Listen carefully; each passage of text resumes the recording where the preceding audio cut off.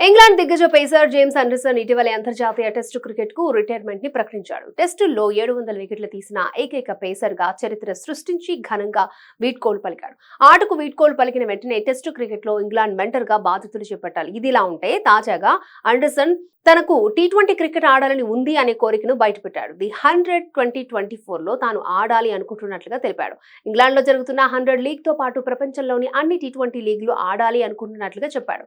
అన్ని రకాల క్రికెట్ పై ఇంకా నిర్ణయం తీసుకోలేదని, ఫిట్ గా ఉండగలిగితే వచ్చే సీజన్ లో 100 టోర్నమెంట్ లో ఆడొచ్చని చెప్పాడు.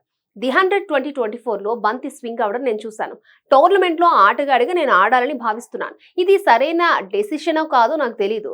వైట్ బాల్ క్రికెట్ ఆడేందుకు ఎంతో ఆసక్తి చూపిస్తున్నానని ఆండర్సన్ అన్నాడు. అయితే ఆండర్సన్ టీ20లపై ఆసక్తి చూపించడంతో ఈ legendary bowler IPL 2025 mega auction లోకి వచ్చే అవకాశాలున్నాయని వార్తలు వస్తున్నాయి. అయితే 42 ఏళ్ల వయసులో ఈ పేసర్ ను ఫ్రాంచైజీలు పట్టించుకుంటాయో లేదో చూడాలి. అతను చివరిసారిగా 2014 టీ20 బ్లాస్ట్ ఫైనల్లో ఆడాడు. మొత్తంగా 44 మ్యాచ్ల టీ20 కెరియర్ లో 8.47 ఎకానమీతో 41 వికెట్లు పడగొట్టాడు.